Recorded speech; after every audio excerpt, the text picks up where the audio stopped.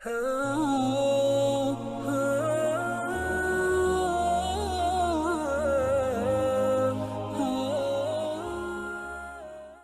باللہ من الشیطان الرجیم بسم اللہ الرحمن الرحیم یسألونک ماذا ینفقون قل ما انفقتم من خیر فللوالدین والاقربین والیتامى والمساکین وابن السبیل وما تفعلوا من خیر فإن اللہ بہ علیم۔ لوگ پوچھتے ہیں ہم کیا خرچ کریں؟ جواب دو کہ جو مال بھی تم خرچ کرو اپنے والدین پر، رشتہ داروں پر، یتیموں اور مسکینوں اور مسافروں پر خرچ کرو، اور جو کچھ بھلائی بھی تم کرو گے اللہ اس سے باخبر ہے۔ محترم ناظرین و سامعین، السلام علیکم ورحمۃ اللہ وبرکاتہ۔ یہ آیت سورہ بقرہ کی 115 نمبر کی آیت ہے۔ اس میں اللہ تعالیٰ نے مال کو کن لوگوں پر خرچ کرنا ہے اس کو ترتیب وار بیان کیا ہے۔ چند صحابہ کرام رضوان اللہ تعالی علیہ اجمعین نے رسول اللہ صلی اللہ علیہ وسلم سے سوال کیا کہ ہم اپنا مال کہاں خرچ کریں، کتنا خرچ کریں؟ تو اس موقع پر یہ آیت نازل ہوئی۔ اللہ تعالیٰ نے اس آیت میں سوال کے جواب کا رخ ہی موڑ دیا ہے۔ یہ نہیں بتایا کتنا خرچ کرنا ہے، بلکہ یہ بتایا کہ کہاں کہاں خرچ کرنا ہے۔ اس آیت میں صدقات نافلہ کی خرچ کرنے کی جگہیں بتائی گئی ہیں۔ ایک ہے صدقات واجبہ، یعنی زکوٰۃ جو ضروری ہے اس کے مصارف اور اس کے خرچ کرنے کی جگہ دوسری ہیں، لیکن صدقات نافلہ اس کی جگہ دوسری ہے۔ تو اس آیت میں سب سے پہلے جن پر خرچ کرنا ہے وہ والدین ہیں۔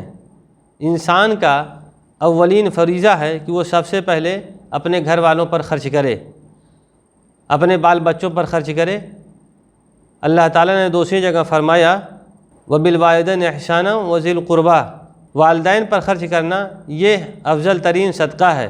رسول اللہ صلی اللہ علیہ وسلم نے فرمایا افضل دینار ينفقه الرجل على عیالہ، کہ سب سے بہتر صدقہ یا دینار وہ ہے جو اپنے اہل و عیال پر خرچ کیا جائے۔ حضرت عائشہ رضی اللہ تعالیٰ عنہ سے مروی ہے کہ رسول اللہ صلی اللہ علیہ وسلم فرمایا ان اطیب ما اکلتم من کسبکم وان اولادکم من کسبکم، بلا شبہ سب سے پاکیزہ چیز جسے تم کھاؤ وہ ہے جو تمہاری کمائی کی ہو، اور جو یقیناً تمہاری اولاد تمہاری کمائی میں سے ہیں۔ یعنی والدین کے ساتھ ساتھ اپنے اولاد پر خرچ کرنا بھی یہ بہترین صدقہ ہے۔ اس کے بعد اس آیت میں رشتہ داروں پر خرچ کرنے کا حکم دیا گیا ہے۔ دوسری جگہ بھی اللہ تعالیٰ نے رشتہ داروں پر خرچ کرنے کا حکم دیا، فرمایا وَآتِ ذِی الْقُرْبَىٰ حَقَّهُ، رشتہ داروں کو ان کا حق دو۔ والدین کے بعد جو عزیز و اقارب ہیں، جو قریب ترین رشتے ہیں، ان پر بھی خرچ کرنے کا حکم دیا گیا ہے۔ سیدنا ابو طلحہ رضی اللہ تعالیٰ عنہ نے اپنا باغ اللہ تعالیٰ کی راہ میں رسول اللہ صلی اللہ علیہ وسلم کو دینا چاہا تو آپ نے فرمایا اپنے رشتہ داروں کو دے دو، اللہ تمہیں اس کا دوہرا اجر عطا فرمائے گا۔ آپ صلی اللہ علیہ وسلم نے فرمایا الصدقۃ علی المسکین صدقہ وہی علی ذی رحم اثنان صدقۃ وصلہ، کہ ایک مسکین پر خرچ کرنا یہ صرف ایک صدقہ ہے، لیکن رشتہ داروں پر خرچ کرنا یہ دو صدقہ ہے، اس کی دو نیکیاں ملتی ہیں۔ ایک تو رشتہ داری کا حق ادا کرنے کا، صلہ رحمی کا حق ادا کرنے کا، اور دوسرا رشتہ داروں پر خرچ کرنے کا۔ تو اس طرح سے اس آیت میں والدین کے بعد رشتہ داروں پر خرچ کرنے کی ترتیب بیان کی گئی ہے۔ اس کے بعد یتیم، ان پر بھی خرچ کرنے کو کہا گیا ہے۔ یتیم وہ شخص ہے جس کے والد کا انتقال اس کے بچپن میں ہو گیا ہو، باپ کا سایہ اس کے سر سے الگ ہو گیا ہو، تو ایسا شخص یتیم کہا جاتا ہے۔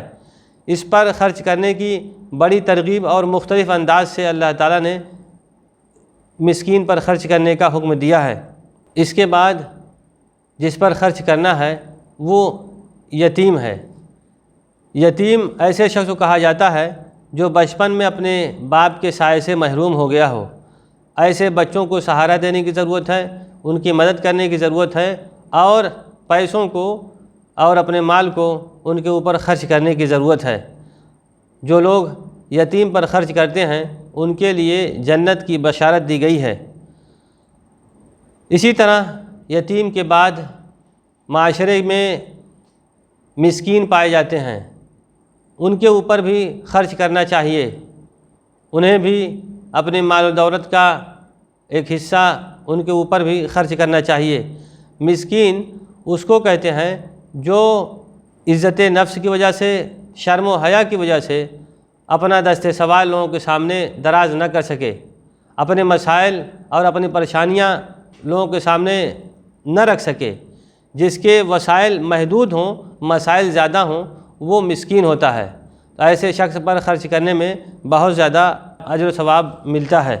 رسول اللہ صلی اللہ علیہ وسلم فرمایا لیس المسکین الذی تردہ الاکلۃ والاکلتان ولکن المسکین الذی لیس لہ غنی ویستحی ولا یسأل الناس الحافا، کہ مسکین وہ نہیں ہے جسے ایک یا دو لقمے در در پھرائیں۔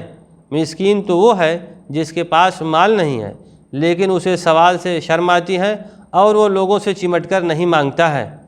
قرآن مجید نے مسکین کو کھانا کھلانے پر، مسکین کی ضرورتوں کو پورا کرنے پر ابھارا ہے، اور وہ لوگ جو مسکین کو نہیں دیتے ہیں یا مسکین کو کھلانے پر نہیں ابھارتے ہیں ان کی سخت تنبیہ کی ہے۔